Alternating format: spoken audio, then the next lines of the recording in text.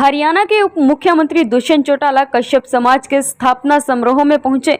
2024 के उपचुनाव की तैयारियों के बारे में उप मुख्यमंत्री दुष्यंत चौटाला ने बोलते हुए कहा कि संगठन मेहनत के साथ काम कर रहे हैं।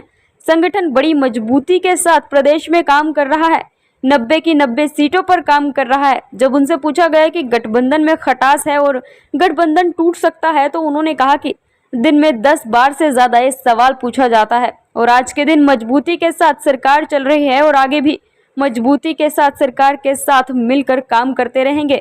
किसी के मन में कोई भी संशय नहीं है। दोनों पार्टियां अपना अपना काम कर रही हैं और अपने अपने लेवल पर काम कर रही हैं। जब उनसे पूछा गया कि भाजपा कह रही है कि 2024 लोकसभा चुनाव में जजपा के साथ गठबंधन नहीं करना है, उसका जवाब देते हुए उप मुख्यमंत्री दुष्यंत चौटाला ने कहा कि ये फैसला जिसने करना है उसने करना है और हमारी पार्टी के डॉक्टर अजय सिंह चौटाला ने फैसला भी लिया है कि प्रदेश की 10 लोकसभा सीटों पर रैलियां की जाएंगी, जिसमें सबसे पहली रैली 2 तारीख को सोनीपत लोकसभा के जुलाना के अंदर होने जा रही है। उसके बाद सभी लोकसभा में भी रैली की जाएगी।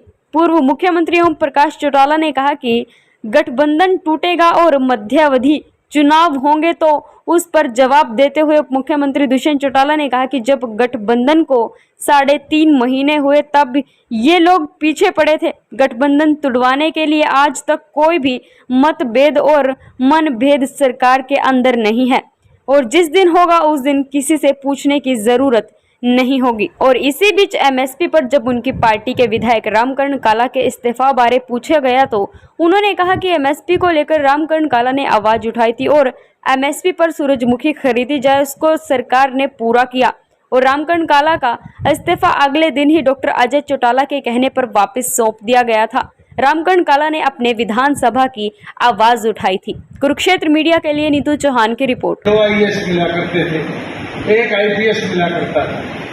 आज तो देश के किसी कोने में चले जाओ, मैं पीछे तमिलनाडु गया, वहां पर एसीएस रैंक पे अपने झज्जर की छोरी बैठी और एससी कम्युनिटी की थी। बड़ी खुशी हुई मेरे को। वो मेरे से सुबह 7:30 बजे हस्बैंड वाइफ मिलने आए और तमिल भाषा बोल रही। तो मैंने कहा दोनों बात कैसे करते हो? तो फिर हरियाणवी बोलने लगी, कहती इसने भी सिखा दी, ये भी हरियाणवी बोलने लग गया। तो आप देखो किस प्रकार से हमारे लोगों ने, जब यूएनपीए बनी थी उस समय भी मेरे को भी मौका मिला था कई बैठकों में जाने। कितने दिन ये इकट्ठे रह सकते हैं, कितना त्याग कर सकते हैं, इसके ऊपर विचार करना बहुत जरूरी है। आज तक के इतिहास में अगर इतना यूनाइटेड ऑपोजिशन कभी हुआ तो केवल मात्र चौधरी देवीलाल के नेतृत्व में हुआ, जब विश्वनाथ प्रताप सिंह जी को देश का प्रधानमंत्री बनाया।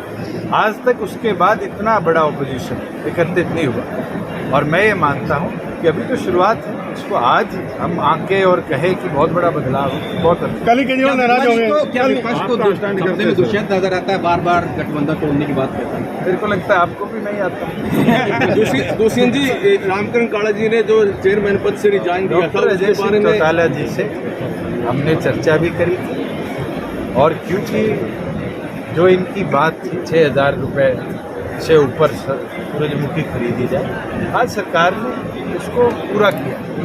5,000 पे एफएड, 5,050 पे एफएड ने लास्ट खरीदा है।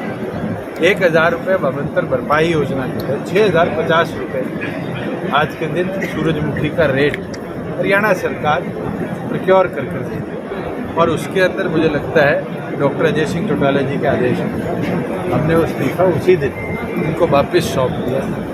इनने अपने क्षेत्र की मांग रखी है, तो मुझे लगता है एज एन कॉन्स्टिट्यूएंट या एज एन एमएलए इनकी नैतिक जिम्मेवारी थी। ये अपने क्षेत्र में जिसमें सबसे ज़्यादा 28,000 मैट्रिक टन सूरजमुखी होती है, उसके किसानों की लड़ाई, ये तो पिछले साल भी लेके आए थे मेरे पास जब इनके परचेज बंद हो गई थी, फिर हमने स्पेशल 7 दिन की परचेज करी थी। तो मुझे लगता है ये बहादुरता के साथ साथ अपने कॉन्स्टिट्यूएंस की लड़ाई का तरीका भी। तो आप मानने की नहीं मानने को बधाई देता हूँ कि उनने यहाँ समाज की जयंती के साथ साथ जो प्रभावशाली गौरवशाली बच्चे जिनने अलग अलग एक्टिविटी चाहे वो एजुकेशन हो, स्पोर्ट्स हो या फिर एग्जामिनेशन हो जॉब्स के लिए, जिनने पूरे प्रदेश में अचीवमेंट लाकर समाज का गौरव बढ़ाने का काम किया, आज उनको सम्मानित किया। मुझे लगता है ये और भी बच्चों को प्रेरणा देगा कि भविष्य के अंदर कैसे और मजबूती से आगे पढ़ाई और मेहनत करी जाए। और मुझे तो खुशी है एक युवा साथी जिसको आज बोलने में बचपन से इम्पेयर्डनेस थी, वो भी देश के लिए मेडल आइस स्केटिंग जैसे गेम में हरियाणा प्रदेश के अंदर शायद खेला भी नहीं जाता, अचीव करने का काम किया। बहुत गर्व की बात है और मुझे लगता है कि हमें ये युवा प्रेरणा देते हैं कि हम और ज़्यादा इन चीज़ों के प्रति आगे बढ़ पाए। और मैं तो सारे सभा के मेंबरान का आभार प्रकट करता हूँ जिन्होंने कदम उठाया। 2024 की क्या कुछ खास तैयारियां हैं डिप्टी सीएम साहब? सभी संगठन मेहनत के साथ काम, हमारा 4 साल के बाद संगठन का पूर्ण निर्माण हो रहा है। मैं ये मान सकता हूँ कि संगठन और मजबूती से प्रदेश के अंदर खड़ा भी होगा और 90 की 90 सीटों पर गठबंधन को लेकर कई सारे बार लगाए जा रहे हैं। मुझे लगता है कि दिन में 10 बार में एक सवाल का जवाब कि आज के दिन सरकार मजबूत चल रही है और आगे भी चलती रहेगी। कोई किसी के मन में संशय नहीं।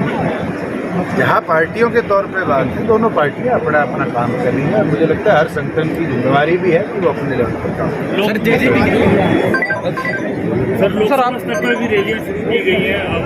डॉक्टर अजय सिंह चौटाला जी ने लास्ट विधायक दल की बैठक में निर्णय लिया था 10 की 10 लोकसभा सीटों पर रैलियां करी जाएगी। इसके अंदर पहली रैली 2 तारीख को सोनीपत लोकसभा की तुलाना में, उसके बाद बची 9 लोकसभा।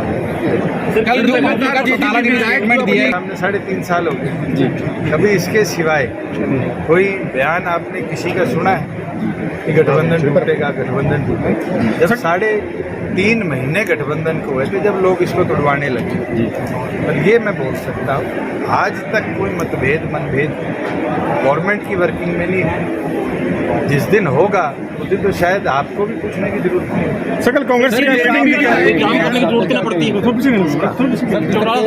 रामनिवास के द्वारा भी एक ट्वीट तो पार्टी ने नोटिस दे रखा है, पार्टी विरोधी गतिविधि। निशांत सिंह जी ने कई बार उस पर बात की। तो जिस तरह से सर उनका आरोप भी है कि उनके जो पोस्टर अभी फाड़े गए हैं, तो कहीं ये छोटी